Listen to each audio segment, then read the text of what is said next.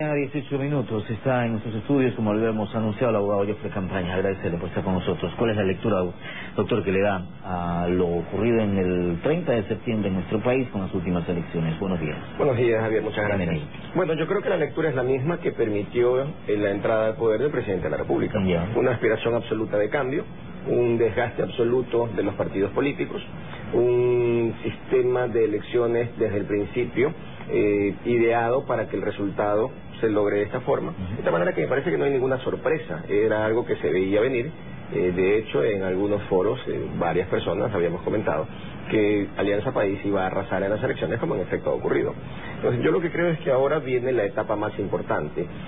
Ya creo que el discurso y el debate sobre la legalidad, sobre la constitucionalidad, etcétera, del proceso, es un discurso agotado. Lo que viene es, muy bien, ¿cuál es el planteamiento claro de reforma que se busca?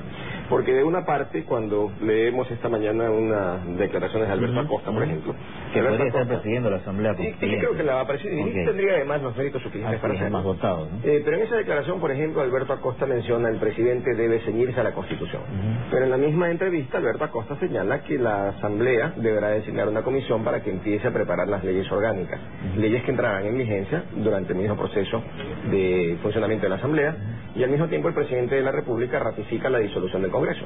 Entonces, de una parte hay un discurso, el presidente debe ceñirse a la Constitución; de otra parte hay que romper absolutamente la Constitución. Entonces me parece que estamos en mensajes o ante mensajes absolutamente contradictorios, y eso genera una única cosa: incertidumbre.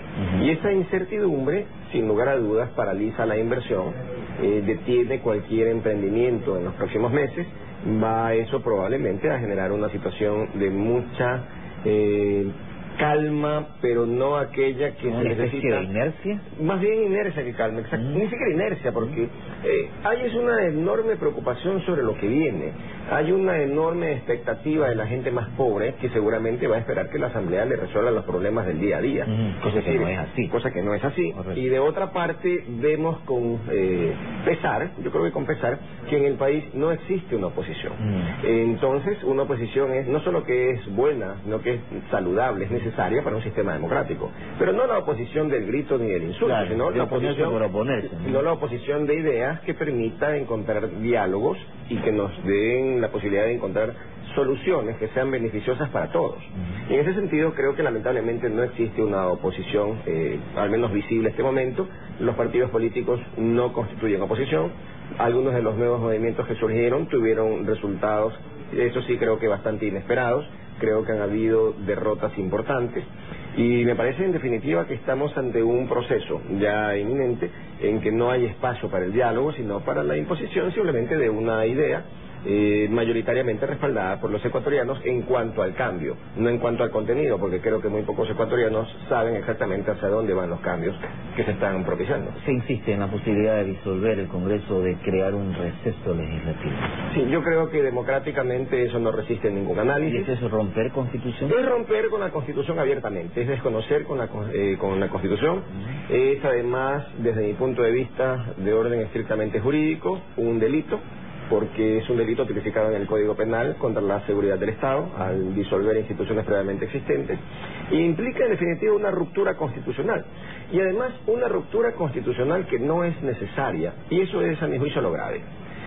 ¿Se puede desarrollar la Asamblea con el Congreso paralelo? Por supuesto que sí. ¿Y sin lugar a dudas se corre el riesgo de que el Congreso torpedee lo de la Asamblea? No, de ninguna manera, porque son ámbitos absolutamente distintos.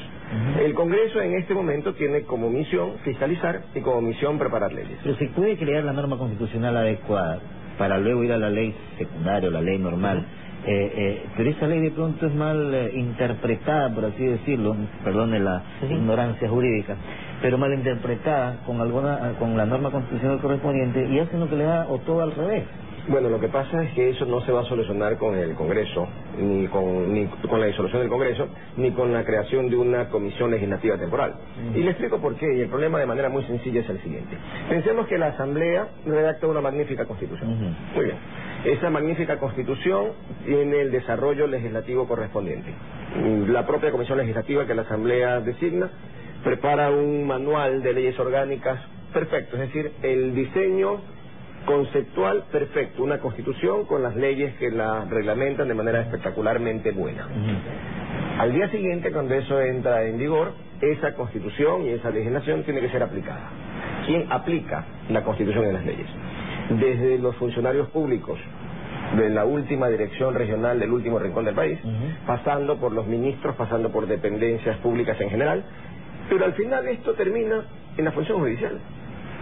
Yo pregunto, ¿cuál es la propuesta formal, seria del gobierno para reformar la función judicial? Ninguna. Por allí se dice que hay que crear una comisión para encontrar los mejores juristas. Yo creo que ya tuvimos la experiencia pasada de esta comisión que se organizó. ¿Qué es la Corte? ¿Cuál fue el resultado de las pocas semanas? Varios jueces destituidos por corrupción.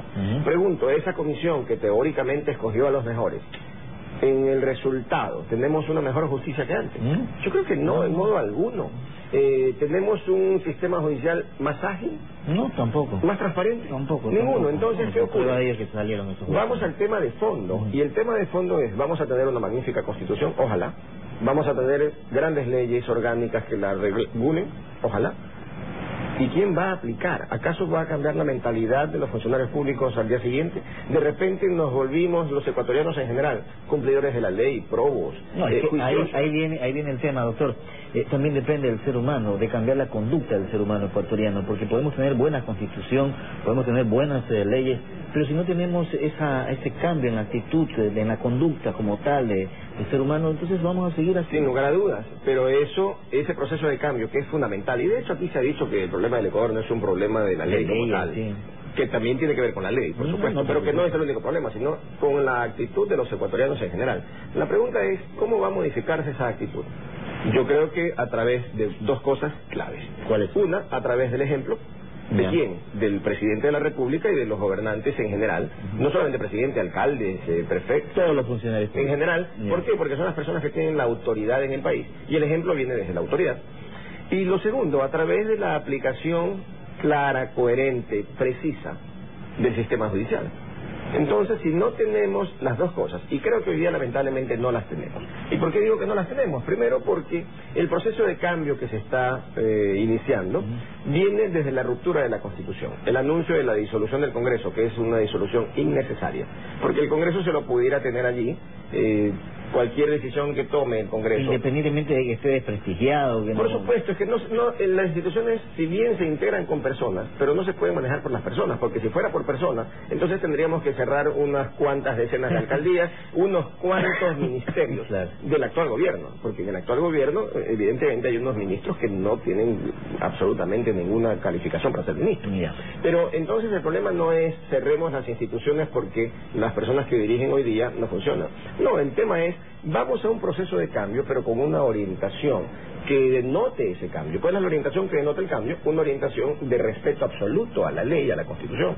Entonces, en ese sentido, si esa actitud no existe, ya hay un riesgo. Y lo segundo, si no hay una propuesta seria, pensada, planificada de cómo reestructuramos el Poder Judicial y la Fiscalía, entonces creo que los esfuerzos pueden quedar en nada. Y por supuesto, las gestiones y las intenciones de cambio podrán quedar en un nuevo aumento del bono o en el bono chatarra y temas que son paliativos, pero que no cambian un país. Y lo último, tenemos un minuto, doctor. El presidente de la República es partidario de que la Asamblea convoque elecciones anticipadas. Lo dijo ayer en una reunión con la prensa extranjera.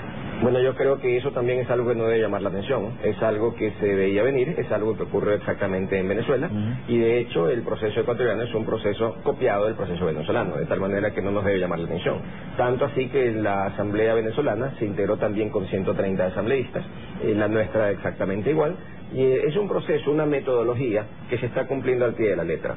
Y algo más grave, probablemente en esas elecciones anticipadas se producirá una ruptura absoluta con lo que fue la política en el Ecuador hasta ahora y lo que será. Y me refiero fundamentalmente a la ya intención que se empieza a escuchar de prohibir cualquier reelección, por ejemplo, de alcaldes, con lo cual se cerraría la puerta, diciéndolo con nombres y apellidos, a una posible reelección de Jaime Nebot, de Paco Moncayo, de Carlos Falquet.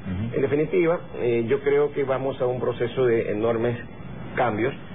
Ojalá estos cambios no sean peor que lo que hoy día tenemos, y yo creo que para eso es fundamental, es preciso organizar en el Ecuador de manera inminente, urgente, una oposición confiable. Es decir, una oposición no de personas, sino una oposición de tesis. Que no la hay. Que no la tenemos, pero que creo que es fundamental para preservar el sistema democrático. Nadie discute que no es fundamental, el tema es que no la hay, doctor. Exactamente. Gracias, doctor Campaña, por haber estado con nosotros mañana. Buen día, 7:27. Vamos a hacer aquí una pausa. Estuvo con nosotros Jofre Campaña, volvemos.